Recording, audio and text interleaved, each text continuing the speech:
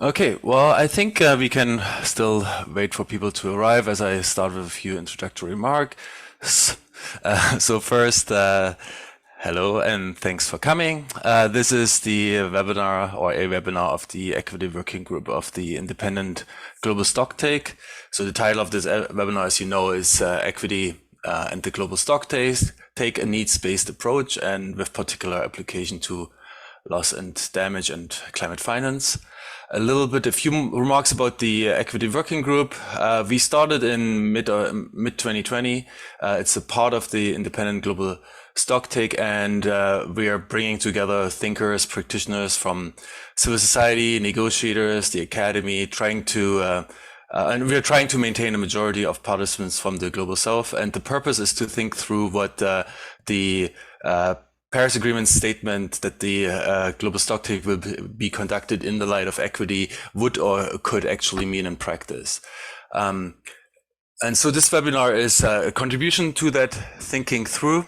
And in terms of the structure of the webinar, we will start. Tom will kick us off with a quick introduction of a paper that we assembled from the work of the Equity Working Group from mostly 2021, and that frames how we collectively have been thinking about equity in the GST, but also beyond the GST in what we sometimes think of as the idealized stocktake exercise that is free from any institutional constraints that the UNFCCC might impose on the actual GST. From that work, the needs-based approach has emerged from that as kind of an overarching way of thinking about equity in the GST and elsewhere. And in October last year, we held a 2-day workshop on the needs-based approach, and then we wrote up the key insights as a negotiator briefing. And Shivan will introduce this briefing and those key insights. And after that, we'll have a first set of respondents. As you will see from that, the logic of the needs-based approach can and probably should be applied to all of the relevant dimension of the climate problem. And in doing so, it would manifest in somewhat different ways in those different dimensions. And to show how this could work, we'll look at 2 concrete cases of how the needs-based approach can be applied to climate finance. Colisa will do that one, and to loss and damage. Sonia will cover loss and damage. And in both cases, we try to make as concrete and concretely linked to the UNFCCC context as possible.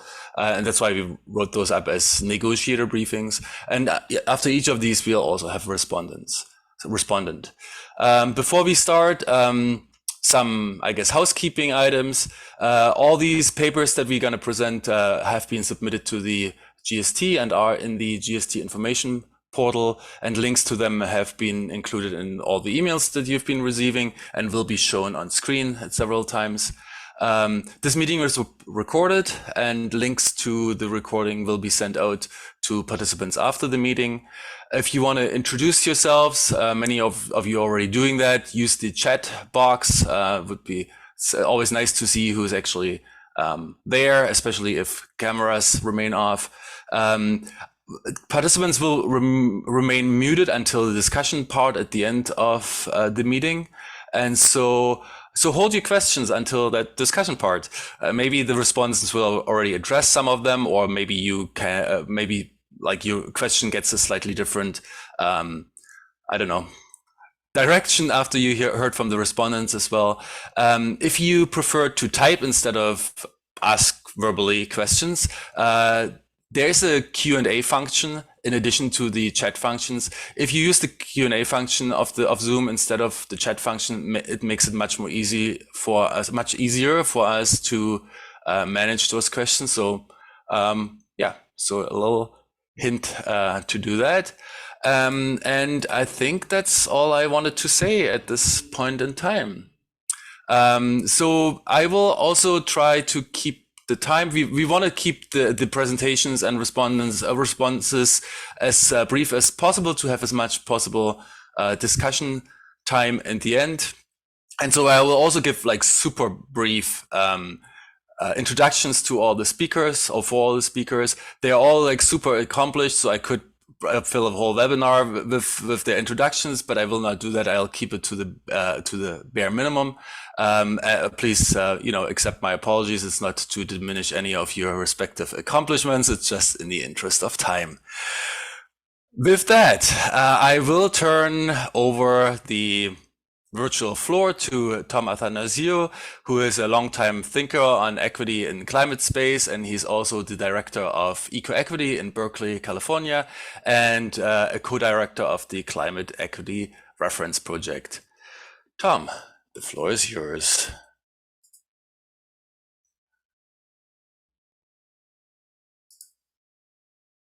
And you should unmute. So okay, hello. My name is Tom Athanasiou, and I'm going to speak a bit briskly, so please excuse me for that.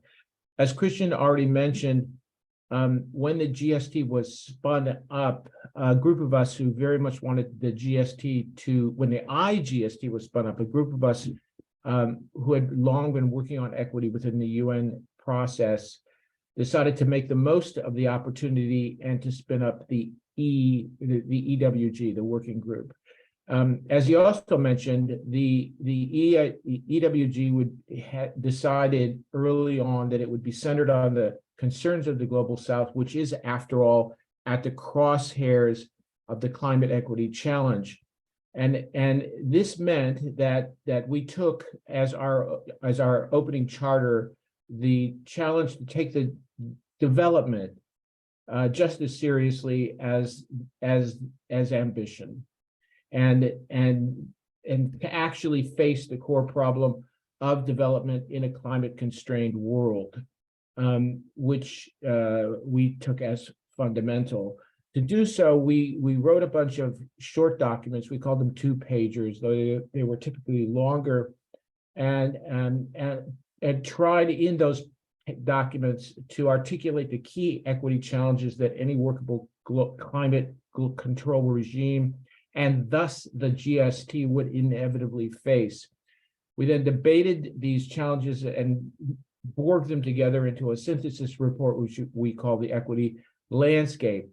The idea was to take a solid look at the equity challenges across the pillars of the regime, from mitigation to adaptation to loss and damage, and beyond even the challenges of loss and damage, before we stumbled forward and tried to suggest ways to make the GST a proper success. The first point I want to make is that this success, and forgive me for this, but I do want to be honest, is not foreordained. Remember, the GST is many things, but it is in particular the Paris Agreement's ambition ratcheting mechanism, which means that to be successful, it has to help make the old slogan that equity is the pathway to ambition into something more than a slogan. But how to do that exactly? Remember, the GST's terms of reference, as per Article 14 of the Paris Agreement, allow only collective assessment. It is to follow the logic of equity and science, but only to a point. There is no straightforward way for the GST to assess either the justice or adequacy of individual national pledges. What does this mean? It means many things, but here are two. It means that the GST should properly, ideally, be supplemented by informal assessment processes that are not thus constrained. And second, it means that the GST itself is going to have to find creative approaches to collective assessment that manage, despite the GST's terms of reference, to be both illuminating and helpful. If you look at the table of contents of the equity landscape paper, you will see that the first three topics are, unsurprisingly, mitigation, adaptation, and loss and damage. And that next comes finance. And this is a perfect way to talk about what we mean by an illuminating and helpful approach. I'm already seeing I'm going to run out of time, so I'm going to go through this. We all know how challenging the finance challenge is, and it's not going to get any better.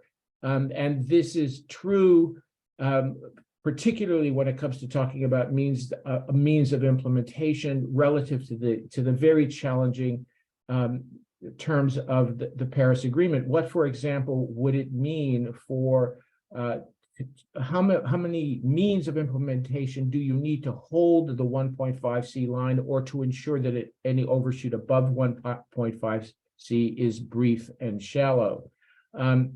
Beyond that, there's the challenges of fulfilling the needs, however they are defined, of adaptation, of loss and damage, of extraction or supply side equity, which we believe is very much on the table and will have a great deal to do with the success of the formal GST. Bluntly, the challenge here is who gets to keep drilling and for how long. More generally, if we must stop investing in fossil infrastructure, what does this mean in justice terms? How do you think about needs and equity in that context? Very briefly, I hope I'm getting the picture across here. The challenges sprawl, and they raise issues far beyond the capacity of the UNFCCC. And given that, what can we expect from the assessment processes that do occur within the UNFCCC bubble? We've come within the Equity Working Group to think about this challenge increasingly in terms of needs-based assessment, because the question of needs is everywhere fundamental. And I guess the point that I want to stress here is that this is not a position that we've come to for any ideological or political reason. It is an attempt at realism. Each of the equity challenges raised by the climate crisis is going to have to be solved. And the question of what is necessary in terms of ways and means, in terms of capacity building and technology transfer and finance and support and institutional building and invention, all of these questions are very practical questions that have everything to do with success or failure. So I'm going to stop it right there at 7 minutes, and I hope that I've managed to get this introduction accomplished. Bye. Thanks, Tom. Okay, so and with that introduction, I'll turn it over to Shivan. Shivan is the senior scientist, or a senior scientist, I think they have multiple of those, at the Stockholm Environment Institute. Shivan also has been IPCC lead author in several assessment reports and is also a co-director of the Climate Equity Reference Project. Shivan, and you let me know when you want me to advance to your next slide. Okay, very good. Are you showing the slides already? I see me. There we go. Okay. I'm going to give really a very high level sort of general description or explanation of needs-based approach to assessment as we're attempting to take it up in the GST, because in the next couple presentations on finance, loss, and damage, we'll be able to get into the more concrete details, as Christian mentioned. So Christian, you can move it on to the next slide and its first bullet. So a convenient place to start is just with the bare bones definition of what it is we're trying to achieve here in the GST.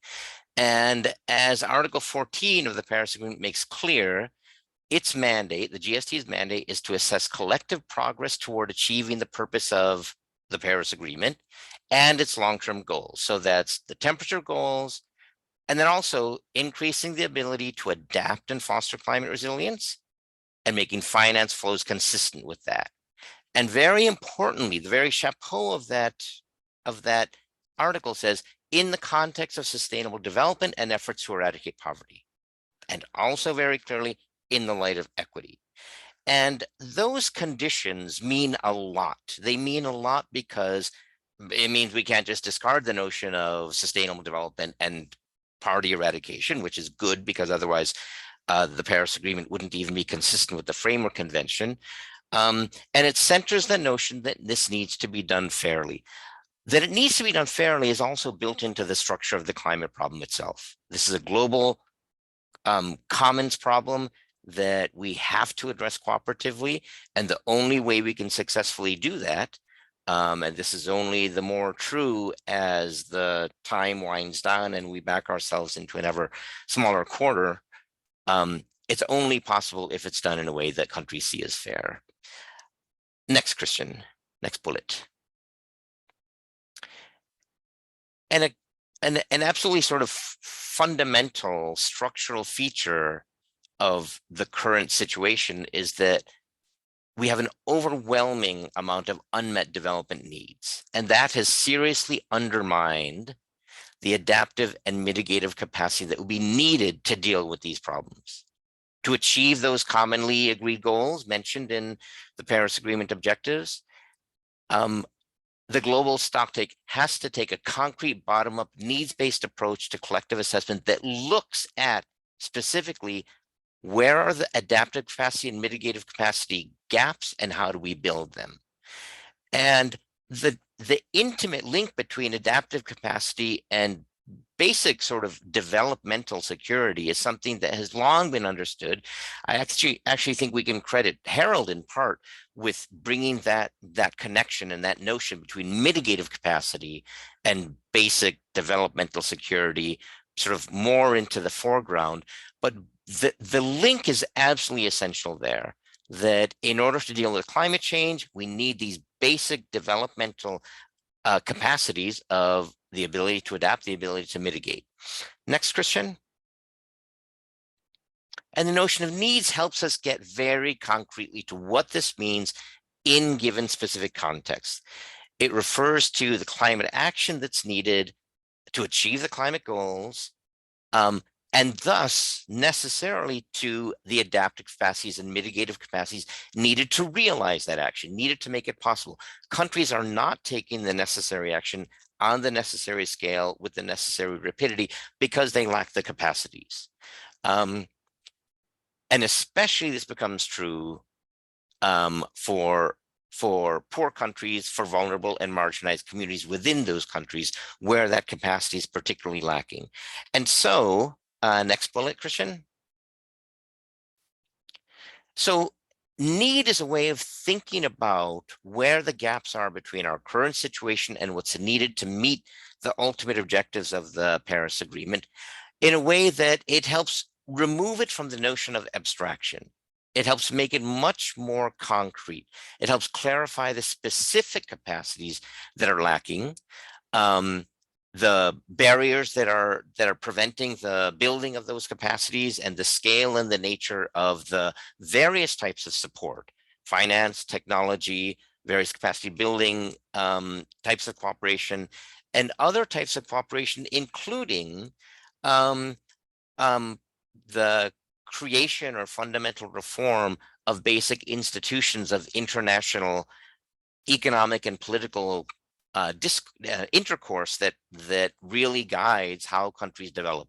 These are the things that come to the fore immediately when you take a needs-based assessment of figuring out where are we relative to these objectives of our climate agreement and what are the gaps that need to be filled. And so a needs-based approach to assessment, it's sort of fundamentally a backcasting approach. It looks at where we need to be, and it envisions things in terms of how do we create a global effort that's fit for purpose, given the needs, given the capacity gaps in individual countries, communities, entities. It requires a clear, unflinching acceptance of those gaps, and it primes us to think in terms of what would be needed to fill them, rather than an approach that wouldn't be a backcasting approach that aims to look at where we are now, given the multiple political constraints that governments face, and think about what incremental steps we can take. Different governments face different political constraints, and the overlap among them and the conflicts between them means that the actual landing space for something that will make all governments happy right now is not a space that can solve our climate problems. It's a space that has landed us where we are right now, which is at a place that's we don't have sufficient action. So thinking in terms of needs and backcasting allows us to be more concrete and hard-nosed about what is needed and how to assess our current progress and lack of progress. So that's the basic general notions here that I want to set up before leading into the more concrete discussions of finance and loss and damage. Christian, I'll leave it there, and I guess we have some time for discussion now, and then we can go into finance and loss and damage.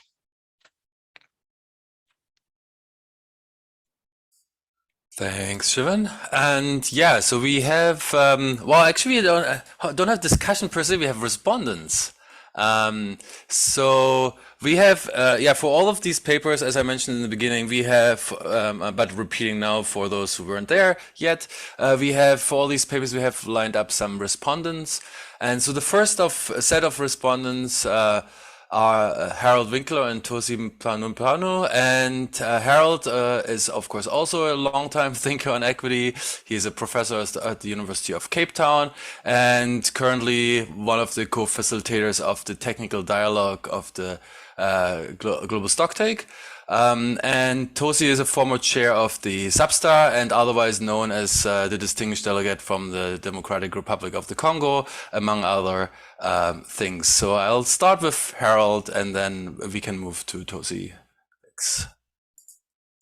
Thanks very much, Christian, and for the invitation, and Tom and Shivan for great presentations. I've really appreciated and read some of the submissions from the Equity Working Group on the needs-based approach. I think a negotiated briefing and also a more recent one relating to loss and damage, which I think will still be coming up. But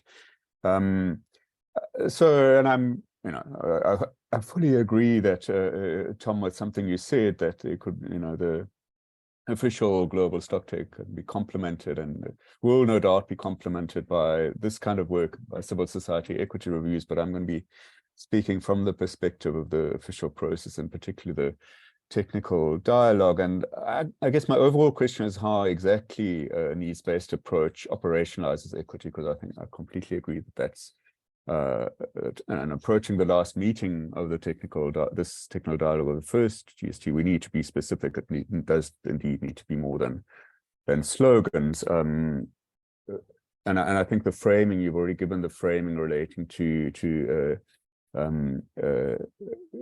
we're assessing collective progress in the light of equity, as Shivan highlighted, on the best available science. And there's a lot of IPCC has to say around equity and justice in order to inform greater levels of ambition. And we say that. So I want to take it in the parts in which Fan and I are thinking, and I've structured our most recent summary report with some emerging findings. So in relation to equity and mitigation and adaptation and loss and damage and means of implementation. And so so in terms of mitigation, I would ask, well, what does the needs-based approach? I mean, Shivan, you gave a general, I think, explanation of its importance, and I think that's compelling. But what does it say about Article 4.1? You mentioned 3 long-term goals, but in our summary report, we've interspersed language from Article 4.1 with findings from the IPCC. So this starts with the global temperature goal, with peaking, which comes later in developing countries, perhaps a matter of equity, the balance between emissions and removals, which popularly is known as net zero, and then equity, sustainable development, and poverty eradication are explicitly invoked. So what does the needs-based approach tell us applying those elements particularly?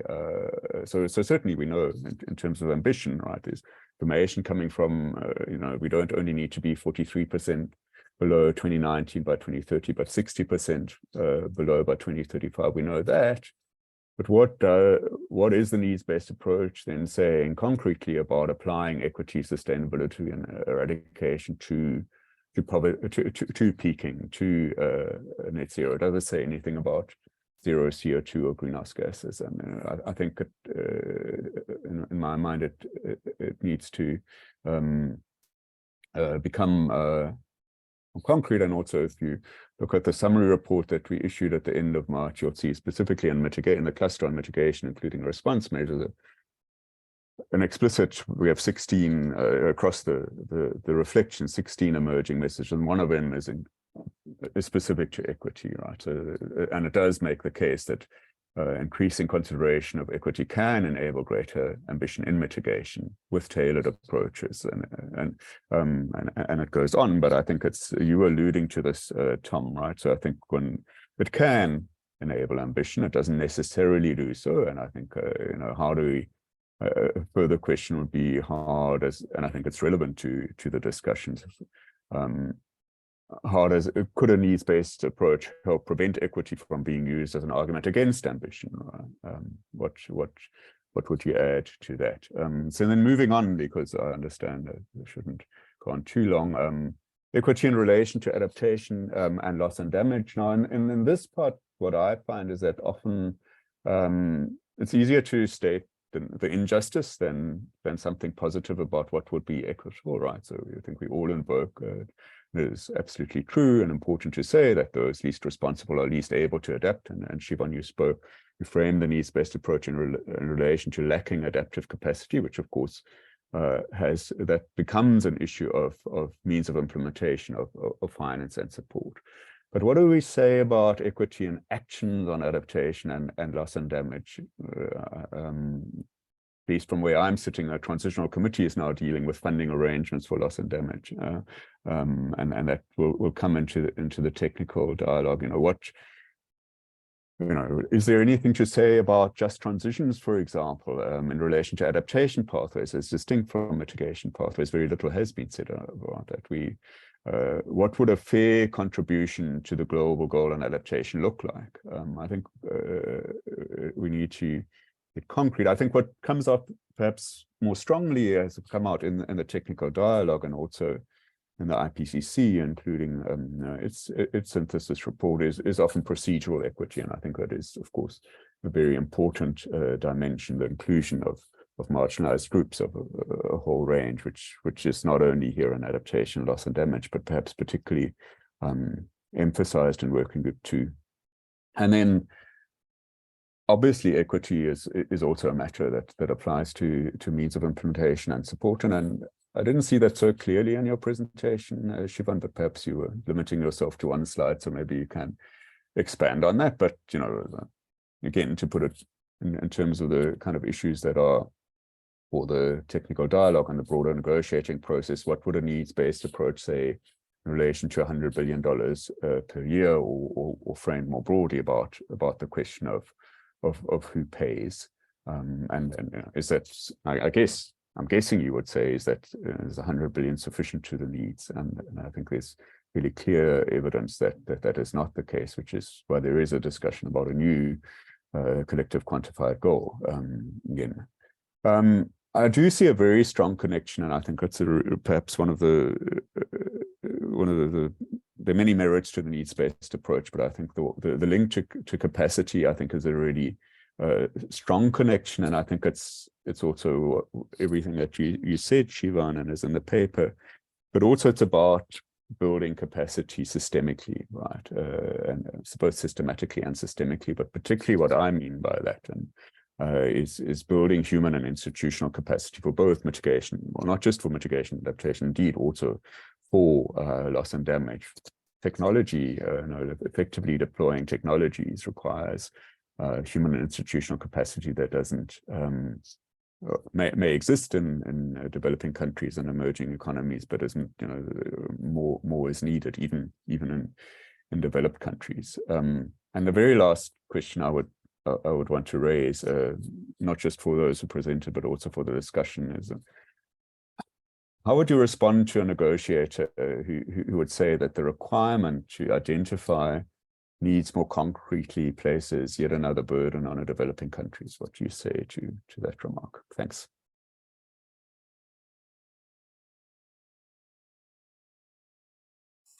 Thanks, Harold. So now, Tosi, can I invite you to give a few responses to the papers? Yes, thank you, Christian.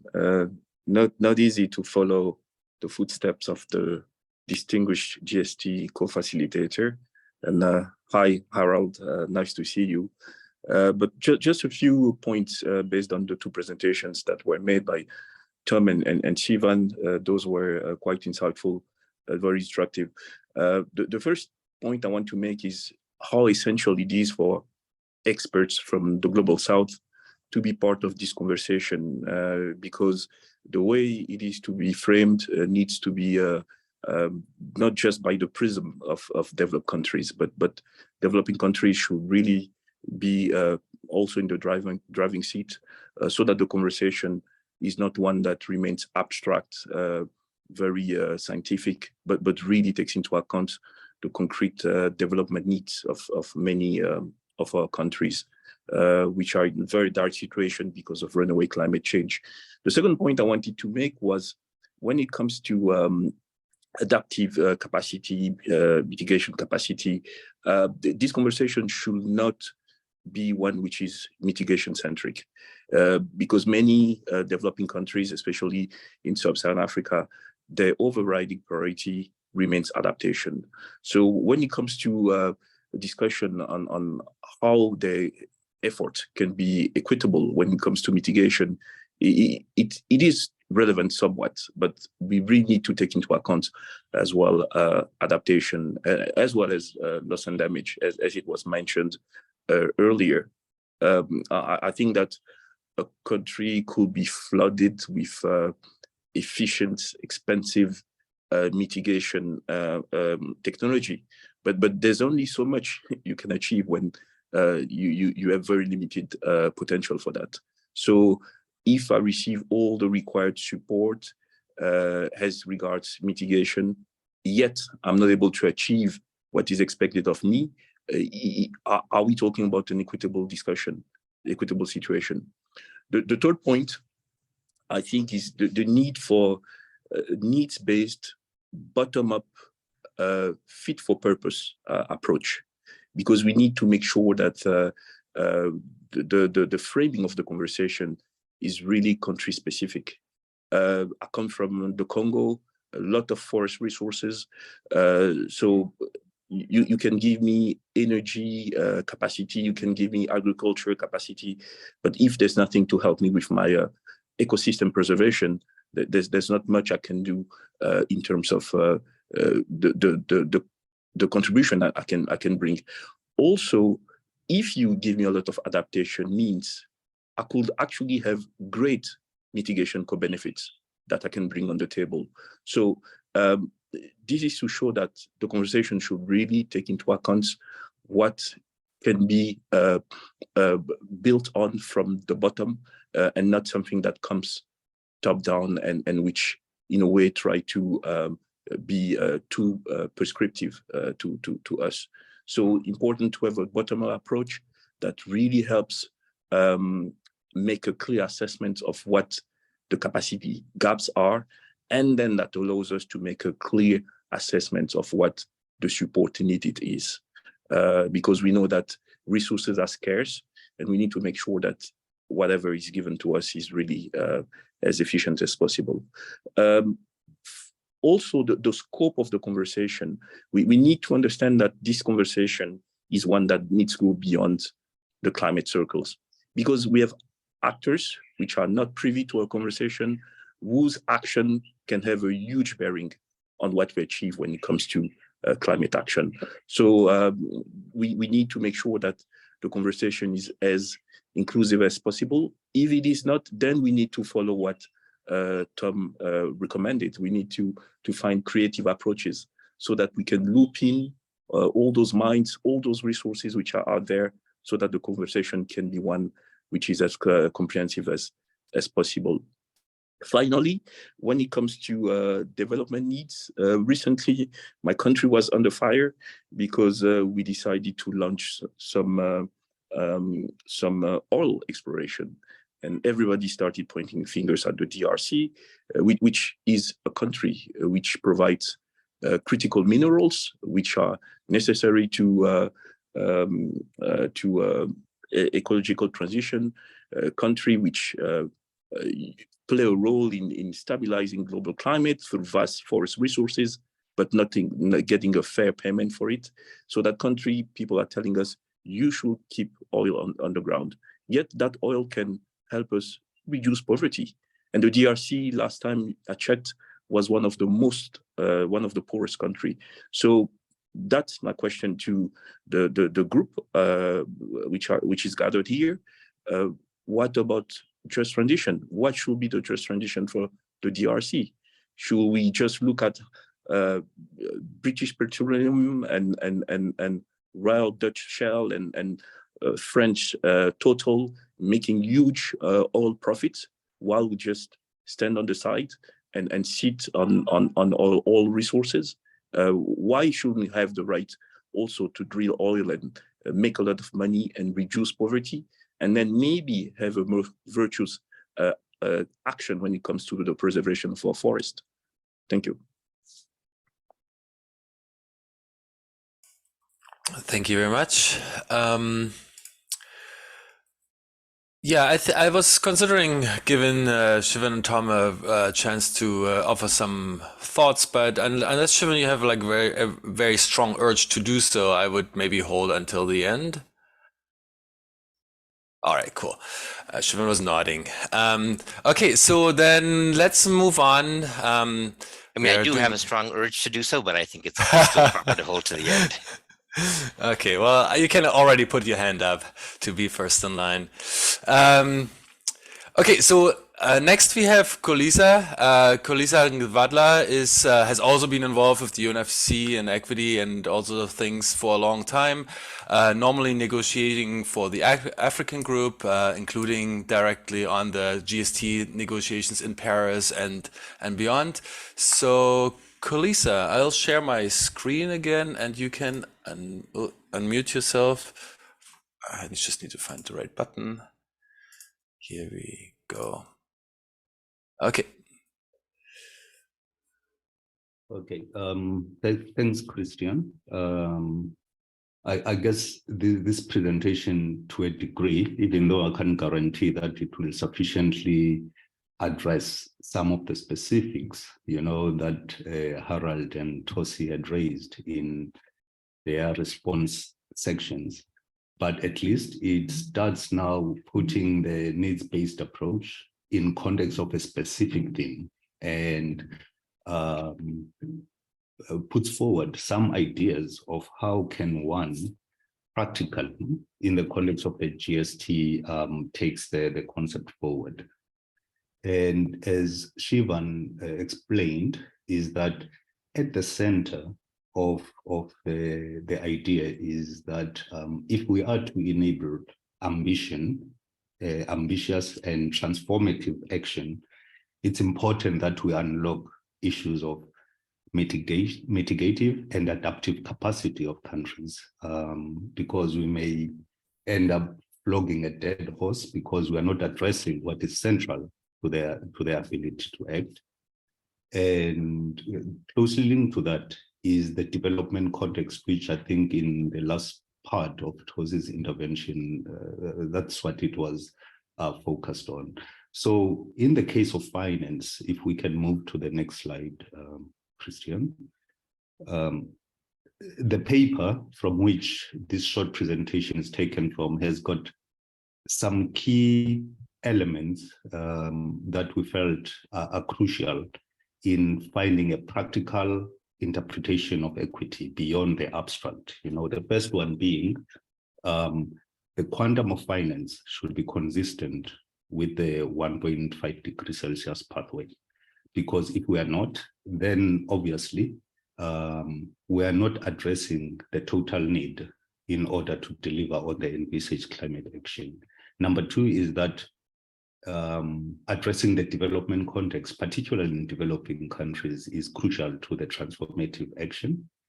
And another assertion is that the way in which climate action is financed may actually be one of the structural impediments to enhanced ambition. And lastly, taking it from 14.3 of the Paris Agreement, it's important to not always forget that the outcomes of the GST are twofold. The one being enhancing commitments under the Paris Agreement, and the second one being enhancing international cooperation when it comes to climate action. And we propose some principles at the bottom. However, there are three areas that I wish to focus on, and if we can move to the next slide. Just one back, yeah, thanks, Christian. So to start directly responding to some of the questions that were coming from Harald. So from a finance perspective, there are three propositions that I'd like to put forward, which are contained in the paper. The first one being, of course, about addressing the quantum of finance, how much finance is needed. And that is the basis of, or one of the elements of addressing practical application of a needs-based approach. And the second one being beyond the quantum of finance, what is the quality of finance? Because it impacts on the mitigative and adaptive capabilities. And as I said, especially of developing countries, if the development context of those countries is not taken into account. And the third one suggests that there's sufficient money in the world to support climate action. However, it could well be political will or ability to access that finance that can constrain the necessary ambition. So I'm just going to focus on those three areas. And next slide, please. So the first one on quantum of finance, if the technical phase or even the political phase of the GST simply stops at pronouncing what has been achieved, we would all agree that that will not be sufficient or transformative, because we do have numbers. Some may be contested and others not, but we know that the amount of climate finance that has been available, especially to developing countries, has not been sufficient. And if we look at a need from how the IPCC, as one example, had put forward, was we need about 1.6 to 3.8 trillion annually going to 2030. This is from the special report on the 1.5 degrees. And if one looks at the Standing Committee for Finance report from 2021, which puts the needs at about 28.2 trillion, then there's one thing that is quite obvious. It's that there's a big discrepancy between what is currently on the table and what is needed in order to achieve the required action.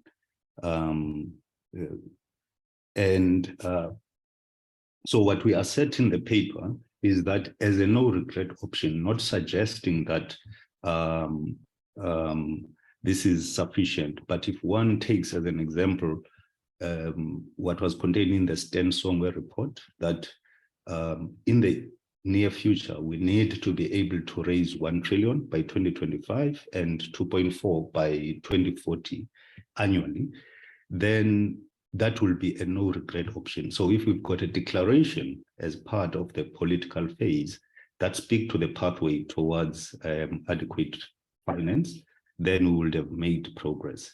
And there are certain sub goals that can be contained in there, such as increasing MDB finance. I think right now it's around 60 billion per annum to 180 billion by 2025.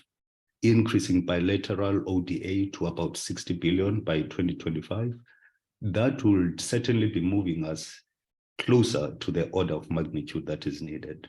And when it comes to adaptation and loss and damage, look at achieving between 200 and 400 billion by 2030. But of course, you can have a look at the specific details in the paper itself. Now moving on to the quality of finance. The question of the development gap, I think Tosi covered that. There are some numbers that we put in there, some that show that, for example, the Kantika report from 2022, in that if one analyzes the 1.5 degree pathways for mitigation, that can still translate to a situation where developing countries continue being underdeveloped in the transition towards low carbon economies. And if one looks at the state of debt, as well as the cost of capital that developing countries experience, then this leads to an inequitable situation. And as a minimum, if the GST translates into declarations around loan versus grant targets, then one can address some of the quality of finance issues. And I think Tosi mentioned something about just transition as well.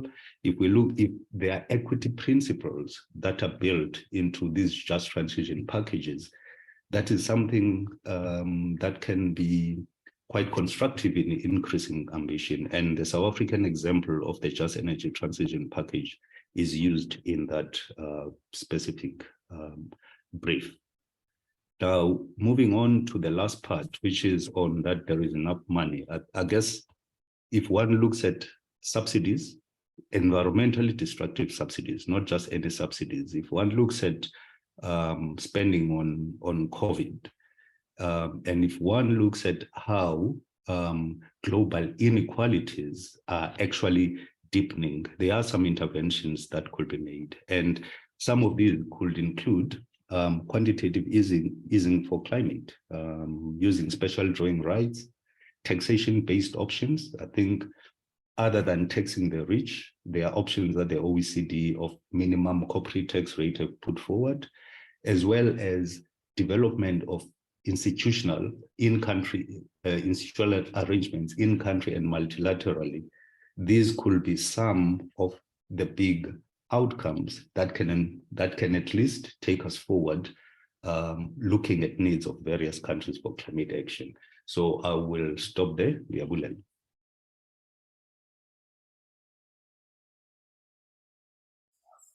Thanks, Kalisa. And respondent for Kalisa's paper will be Mariana Paoli, who is the Global Advocacy Lead of Christian Aid and also a board member of Climate Action Network International and based in the UK. Mariana, please. Great, thank you. Thank you so much for this great presentation and for having me here today. Perhaps I just wanted to raise some questions and building some of the points in the wider picture of the climate finance needed to address the climate crisis. I think, as it was really well said, we need a global regime that is fit for purpose. We need the climate action to achieve sustainable development and poverty eradication. So to do that, a needs-based approach assessment needs to take into consideration the challenges that developing countries are facing. And within that, looking at the macroeconomic picture, especially on what are the main drivers of poverty, inequality, debt, austerity, to be part of that picture. And within that, I would like to, I think, presented really well the key elements of the needs-based approach on climate finance. But when you mention the structural reforms of the global finance system, I think this is one of the key pillars that where we need to be a bit more propositional, especially because more and more climate finance decisions are actually in the hands of Bretton Woods institutions, G7, G20, when actually it are the UN institutions under the UNFCCC where actually the southern countries have a voice in terms of participation and be more present on in relation to economic decision making. Also, when we think in terms of the looking at the wider macroeconomic picture and the needs for a fair transition to low carbon economies, really well said. Quality of finance matters as much as quality. We cannot just generate more and more debt forever. We know that there is a lot more financial flows from the global south to the global north than the other way around. So ODA is important, but is really far from what is really needed to address the crisis. So new additional grants-based is really essential, and that going also in side by side with debt cancellation, debt restructuring, and the creation of a like a UN debt workout mechanism hand in hand. The second one on taxation, there are 2 points. One, I think, is to how much the global south loses in terms of tax avoidance, tax evasion, tax dodging, and the need to have some kind of a global UN tax body to address that. So with that gap, the innovative sources of finance, absolutely. And I would add not just like the wealth taxes, but also taxing the fossil fuel industry that is making billions and billions of profits every year, and looking in different sources of taxations are all part of the solution. So on the point of, yeah, there is enough money out there. So I think those innovative sources will be really important. And also looking at the way climate finance can be more is raised. When a lot of the loans are under conditionalities, especially if we go through Bretton Woods and some of the NDBs, those conditionalities are linked to austerities. And even instruments like debt swaps, for example, can be a problem because they're unlikely to cancel enough debt to really allow the fiscal space for countries to put money towards climate action.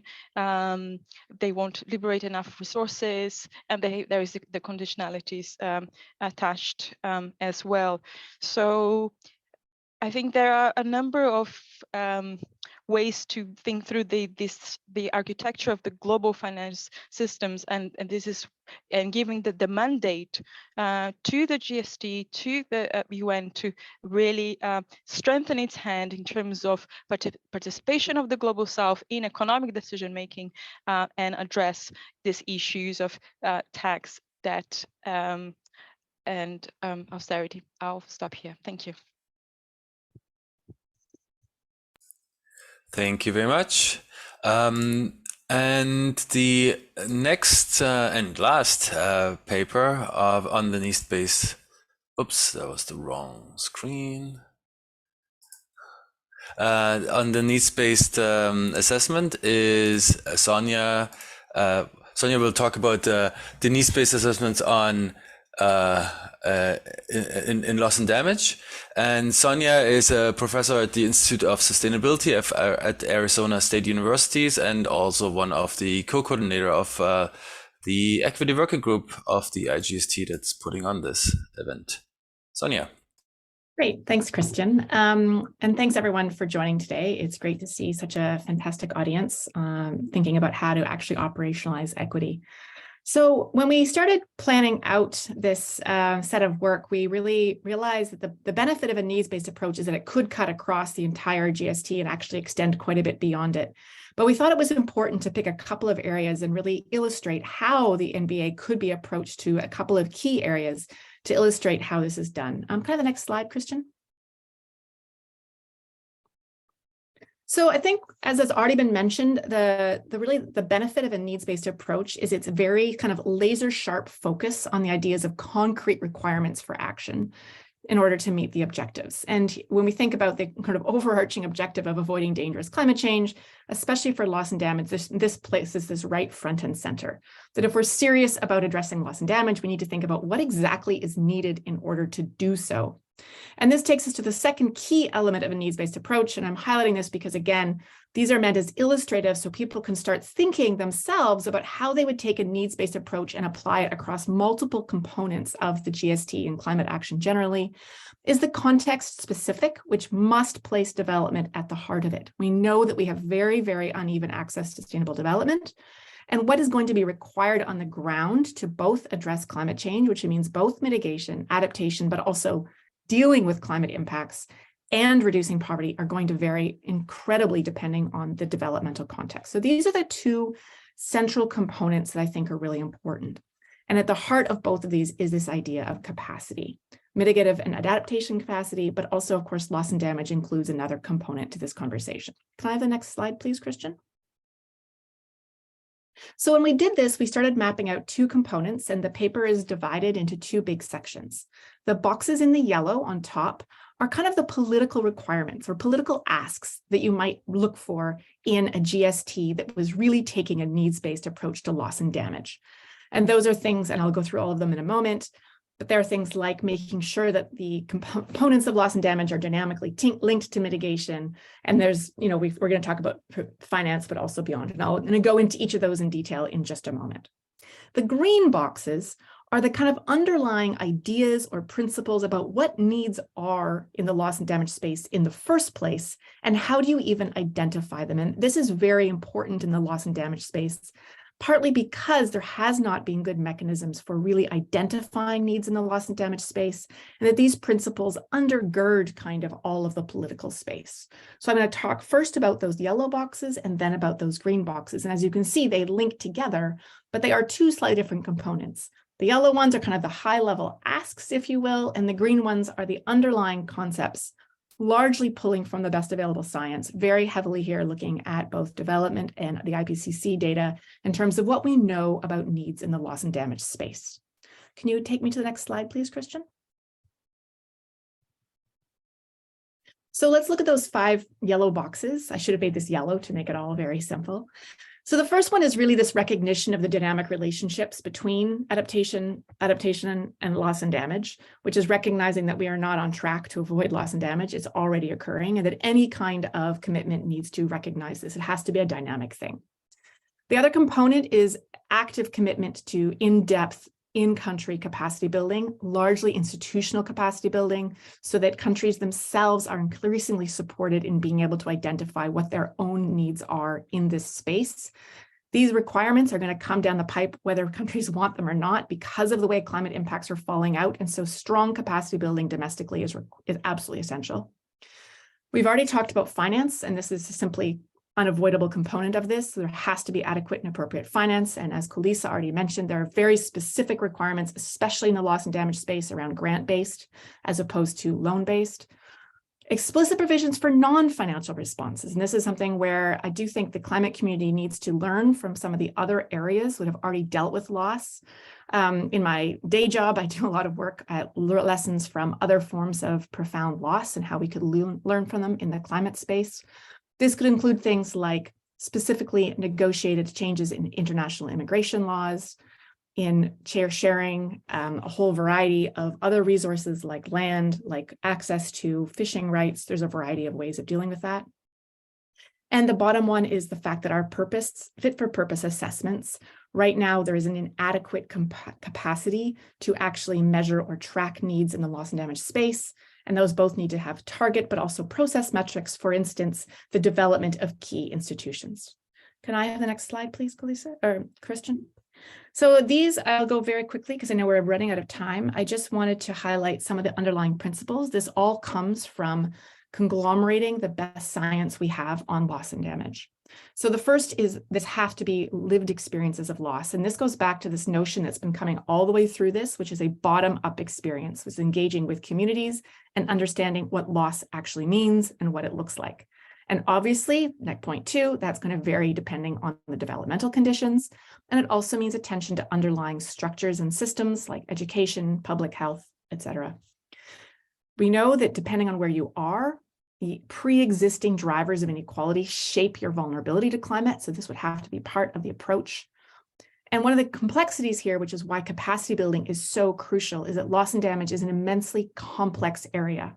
In order for countries to develop proper institutional approaches, they're going to need to integrate the best climate science, ongoing development, on top of a whole development and climate pathways approach, which is incredibly complicated. And so building the capacity to integrate science into development planning and transformative planning is going to be key. And we know that this has to be multifaceted. There's both financial and non-financial components of loss and damage. And with that, I will wrap up there. The paper goes into a little more depth about each of these things and argues that those 5 yellow things are essential in a political component for the GST, and those 6 green boxes are the underlying principles we should be pursuing as we think about how to actually operationalize equity through a needs-based approach in the loss and damage. And with that, I think I'll end there. Thank you. Okay, thanks so much, Sonia. And responding to this, we have Harjeet Singh, who's the head of Global Strategy for Climate Action Network International and based in India. Harjeet, please. Hi, everyone. Thank you very much, Sonia, and others who wrote this paper, which is not only brilliant, but also timely as we input into GST and other processes. And particularly, as you know, we are in the process of setting up and operationalize the loss and damage fund.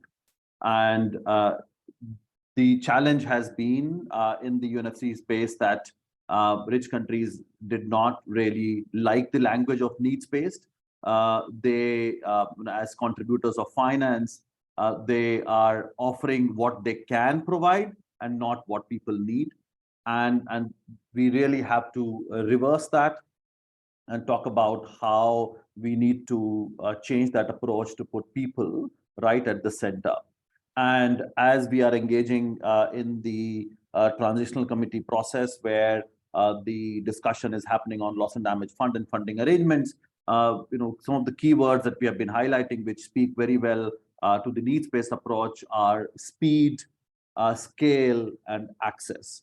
Those 3 keywords for us are extremely important because the way communities are being impacted now, they don't get access, especially looking at, and that's where what Sonia was saying in terms of context and looking at the vulnerabilities is extremely important. And similarly, how soon they have access to the resources and whether we are providing sufficient resources to them so that we are meeting their needs, not only for the immediate, but to the long term as well. And this is the real challenge that we are facing as impacts have increased over the last few years, and not only extreme weather events, but also slow onset events. We are not able to provide sufficient resources, and the humanitarian community, which is generally responding, is busy, moving from one disaster to the other because they are also overstretched and they are barely meeting the needs which are more immediate in nature. And we also highlighted at a very recent workshop organized as part of this process that there's very little support available for recovery and rehabilitation. I think those aspects also need to be highlighted when we talk about needs. And I also particularly like the framing of monetary and non-monetary dimensions of loss and damage and not looking at economic and non-economic. It's important to highlight that even the non-monetary dimensions require resources, and we need to continue to highlight that point. The other part, which is extremely important in this paper, which is the opportunity cost. In fact, just yesterday, I was sitting with the disaster management officials from a subnational here in India, a place called West Bengal. And the challenge is that so far our assessments have been very asset-based, and we don't really look at the opportunity cost. If a bridge is lost, you don't just calculate the cost of rebuilding that bridge, but also the opportunities. Till the time you rebuild that, how people who were dependent on it, and same applies for loss of crops. We only look at the actual loss of crop, but not people who are dependent on that farm for their livelihoods. The challenge in developing countries on data is massive. It's not data gap. The data doesn't even exist in so many spheres. So how do we really plug that? And that's where the focus, Sonia, that you were putting on capacity building, and particularly the institutionalized approach, is so important, because we see that. Imagine a country like India, where we still have some really good technical institutions, still we are struggling in terms of data. Imagine some of the least developed countries and island states where we don't have those kind of institutions. So we definitely need a comprehensive response, and not a one that will make developing countries more dependent on the external system, which is exactly what is happening right now, and it's happening much perpetually.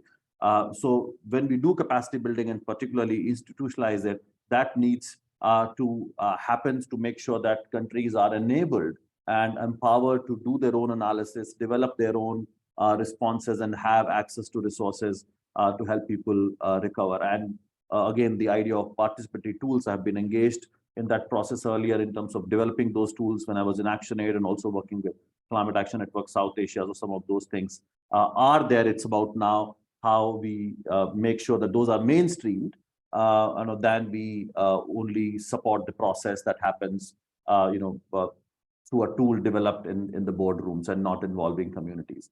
In terms of question, it's not a question to the authors, but actually to all of us, and that's a real struggle that we are facing. There's fair amount of politics involved in focusing on establishing a loss and damage fund, or looking at the existing funding arrangements. And so from developing countries perspective, we want a loss and damage fund to channel a majority of resources, if not all. And that's where the complexity is. It's going to take time to develop that fund, which definitely can be more equitable and can deal with number of things and principles that were highlighted here.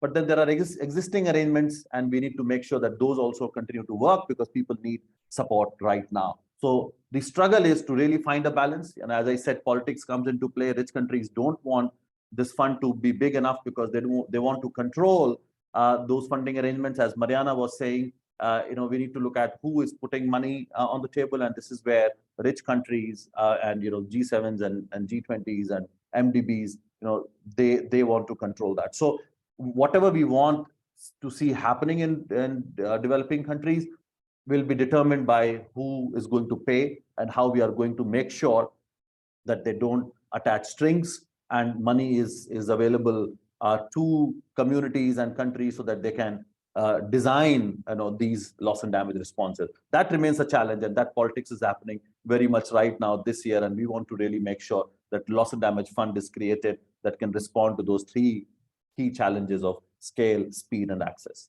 Thank you.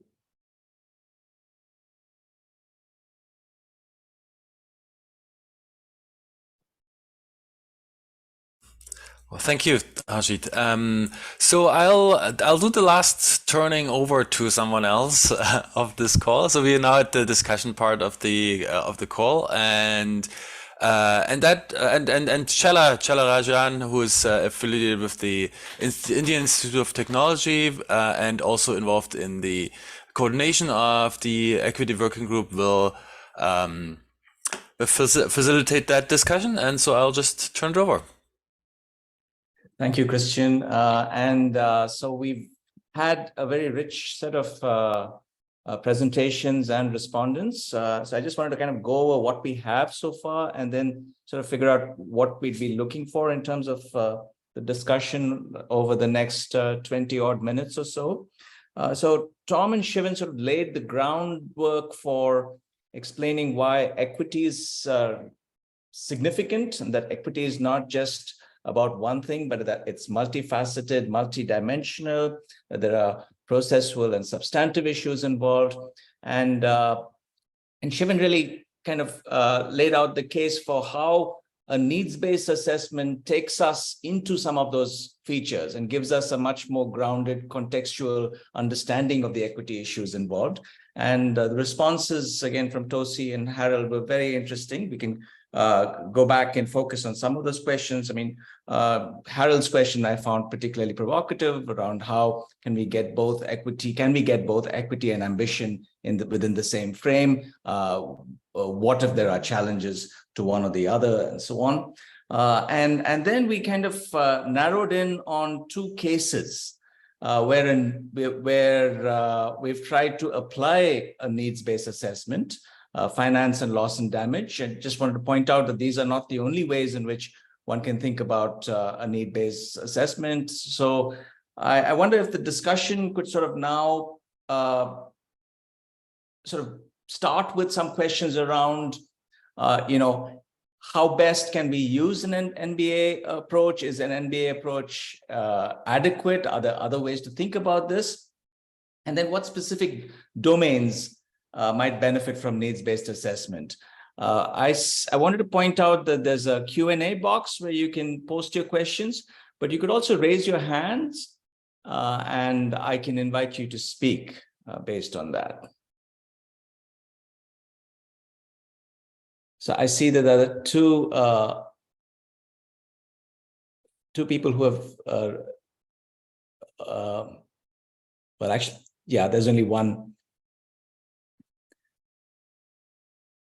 I'm sorry, I'm seeing one question, I think, right? And one comment in the Q&A. Maybe I'm not opening this properly. Oh, you're Does right. anyone? Yeah. Just go ahead.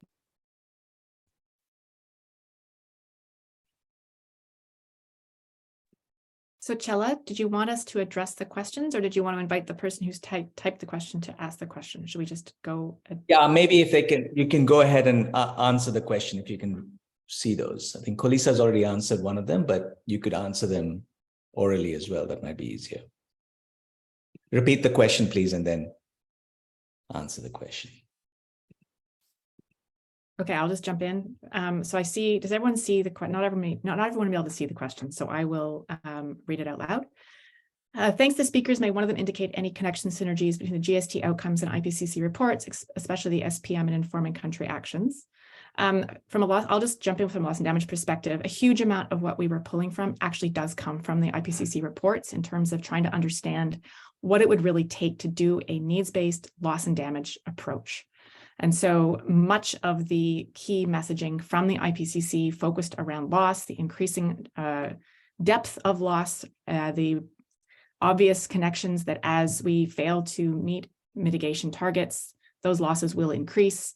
And that one of the key messages, especially from Working Group 2, is really rooted in the development and on-the-ground experience of loss as informing any assessment of needs. So that is a very clear way in which the IPCC feeds directly into using a needs-based approach and informing country actions in terms of how do countries really respond to needs from that understanding. So that's one approach to that question.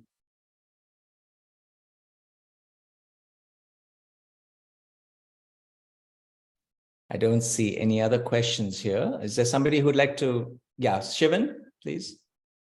I could pick up on a couple things that Harold and Tosi said. Harold, the sort of one concrete question you put forward was, so how does it help us concretely operationalize equity? And I think that you really helpfully, actually, you used a term that I don't think I had used at all in my remarks, which is you referred to the need to build capacity systemically. And I think that really gets to the core of a needs-based approach. One quote that I often end up trotting out is Dwight D. Eisenhower, former president's quote when he said, "If I find I can't solve a problem, I make it bigger." And that's where we are with climate change. We've solved it. We found that we can't solve it unless we make it bigger. And making it bigger means looking at the fundamentally capacity deficiencies that are keeping us from solving it at a systemic level and working to resolve them. Many of you will remember the wedges paper that Rob Socolow and colleagues wrote, I don't know, 10 years ago, 15 years ago. And if it was simply a matter of rolling out a dozen different technologies across the world based on the same institutions and the same structures of economic and political relations that we have now, then yeah, that would have started a long time ago. But it's not simply a matter of rolling out new technologies. It's a matter of looking at and questioning those fundamental institutions and the relationships that determine how countries are now getting stuck in the levels of deep underdevelopment that are undermining their adaptive and mitigative capacity.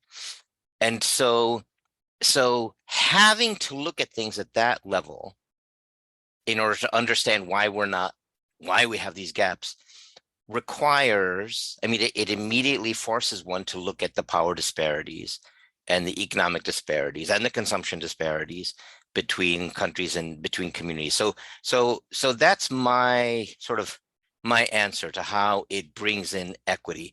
It does it in a very structural way because you no longer have the opportunity to think in terms of, sort of superficial issues, in a sense, like just which technologies. You have to look at the underlying fundamental inequities. And you raised, well, such fundamental transformation, isn't that just another burden on developing countries? And I think actually, yes, it is. It is. Developing countries are facing the burden of this massive transformation under constricted timescales, concurrent with an onslaught of climate impacts, which immediately brings attention to the issue of international support and cooperation in any number of ways, both material and also institutional and structural. And I think that this also connects directly to the issue that Tosi, you sort of very pointedly raised about the fact that Congo's recent oil exploration has evoked widespread condemnation. And to be honest, I think it should provoke widespread condemnation, but not so much of the Congo as of the economically and politically powerful countries of the North, for two reasons. They've not provided the support required to enable an alternative sustainable development path, and they've created a global economic order and political structure that predisposes, if not forces, developing countries into pathways that are based on unsustainable extraction. So I think that it's clearly, I mean, even looking at the current dysfunctions, and I'll put it that way, in developing countries helps us understand needs at a level that forces us to question the existing dynamics and relationships and power disparities between different actors at global and also at local state levels.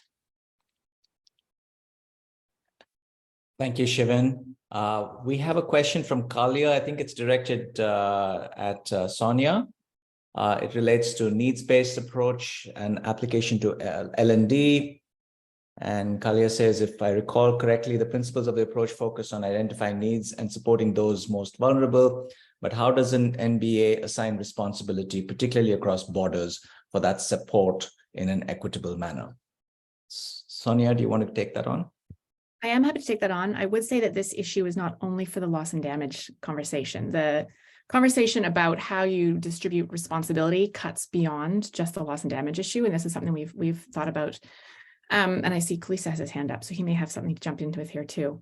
One of the things so I've been working in equity space for a long time, and we have spent an enormous amount of time as a community debating who should do what. And one of the benefits of a needs-based approach is it does cut to the chase to some extent. If we take the first and foremost commitment of a needs-based approach, which is commitment to, as though I see it, commitment to sort of basic human capabilities, means that that is at the heart of the issue. And then the issue then becomes, okay, what do we need to do to get there?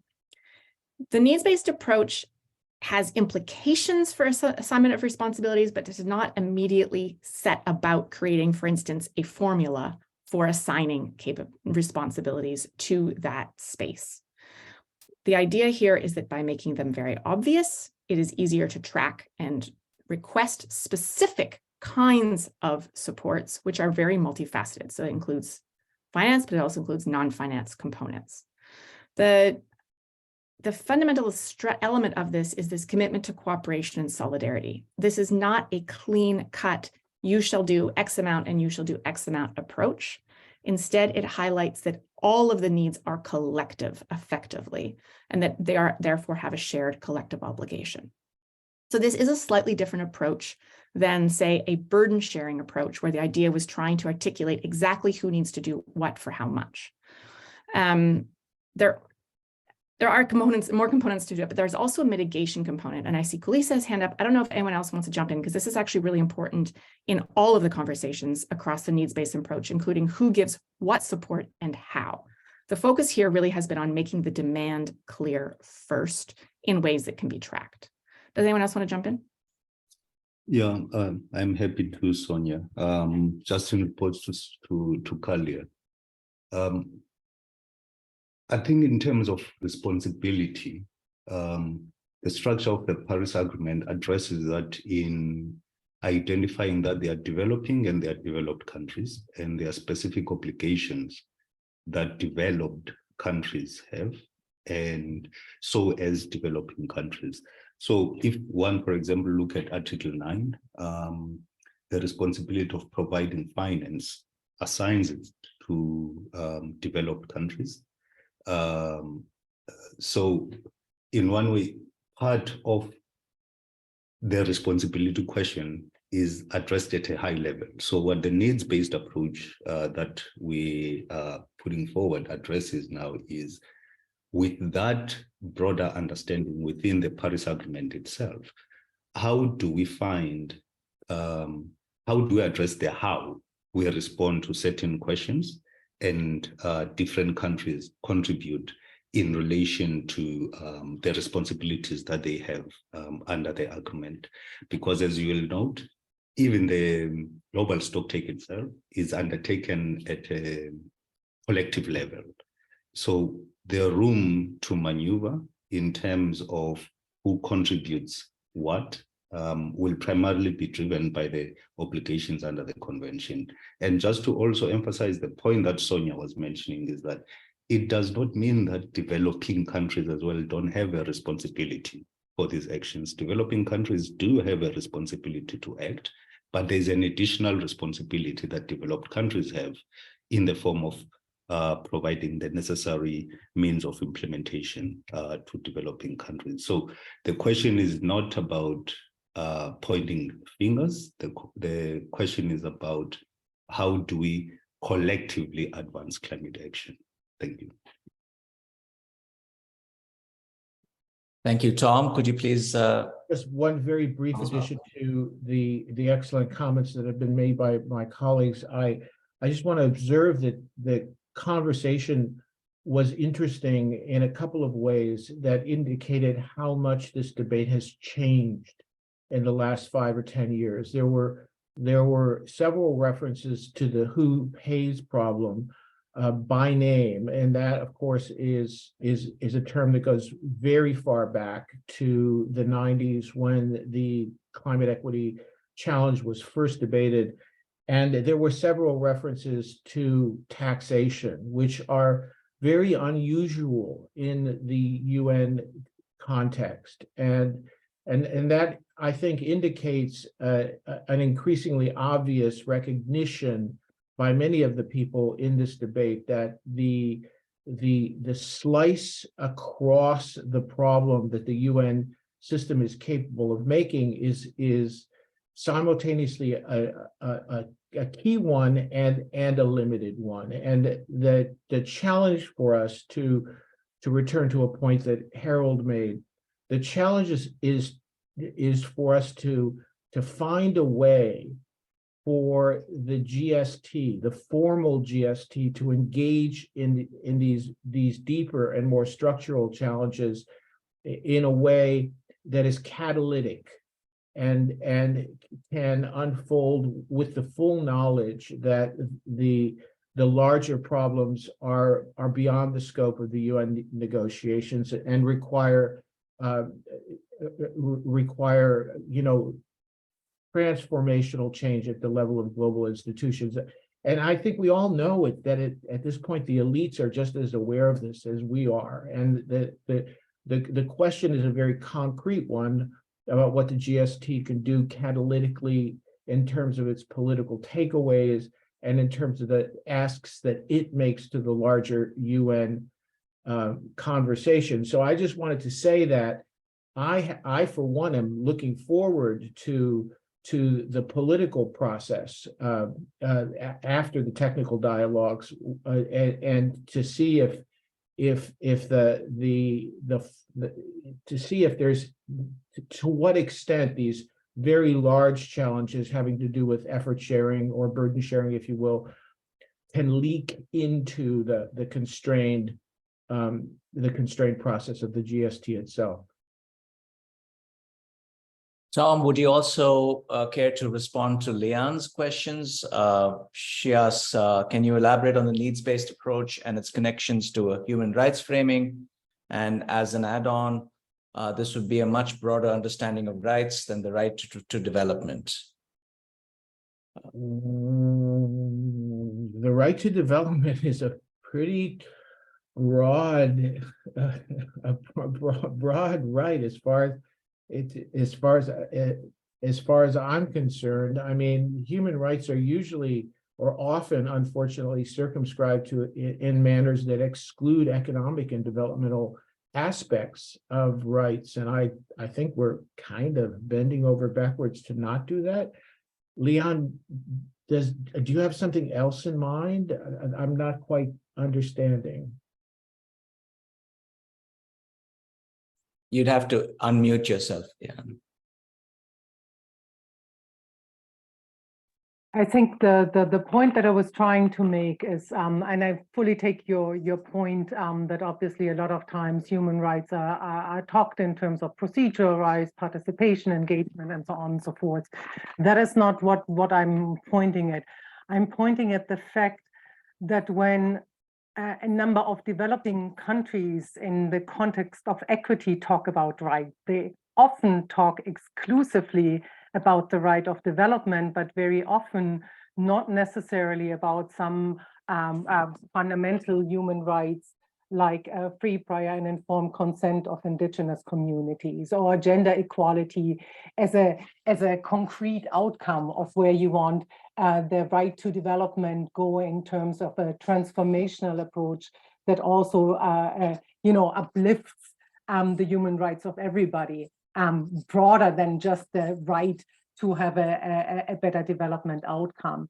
And so I just want to make sure that in the discourse, to the extent that rights go in, we are not limiting ourselves to an equity understanding of the right of development, but actually go onto basic human rights and human rights principles, including, for example, equality, and again, participation, engagement, subsidiarity, the fact that communities, should determine their own needs, and so on and so forth.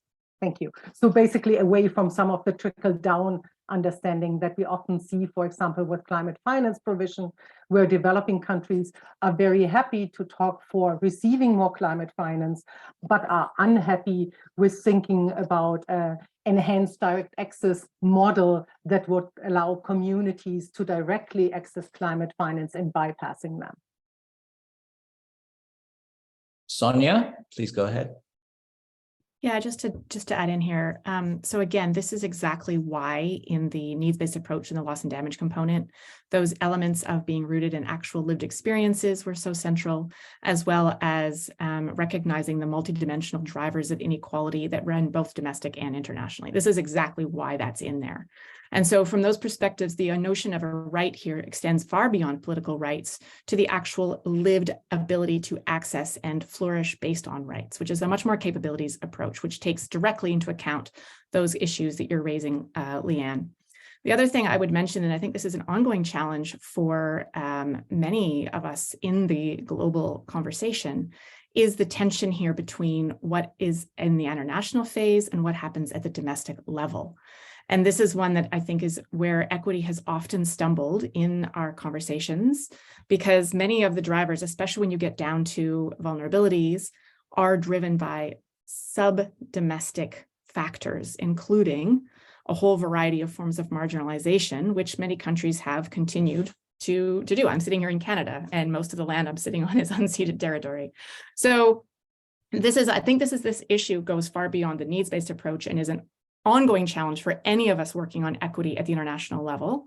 But in terms of the needs-based approach, I think it's very much consistent with a capabilities and needs rights-based approach in which it actually is looking at the lived experience of individual and communities all the way down. And that would be part of the requirement for institutionalization, especially in the loss and damage space, which would require processes which allow that kind of participation to happen. Otherwise, you wouldn't be able to say that you had met your needs. Thank you, Sonia. We're right now at about 2 minutes past our scheduled close time. If there are no other questions, I don't see any other questions in the chat. I think we can put an end to this webinar, and thank you all. I just wanted to add that for each of the presentations that were made, there's a long paper behind each one of them that you'll find on the website, and might have been included in the invitation as well. If not, please let one of us know and we'll point you to those documents. Any last words from Tom or Shivan or Kwalisa? Or if not, thanks again. And we'll let you know when the next one of these events is conducted by the EWJ. Thanks all.